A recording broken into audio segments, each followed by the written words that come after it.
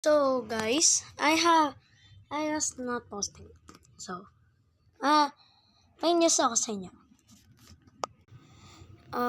Si Mock Queenie, ang aming maliit na pusa ay pregnant.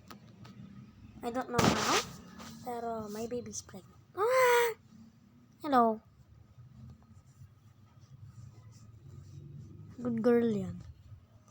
Ito si Myla. Baka hindi niyo pa nakita. Si Myla yan, babae din yan. Pero nakapun na. So, yeah. Nasaan si Sushi? Ow.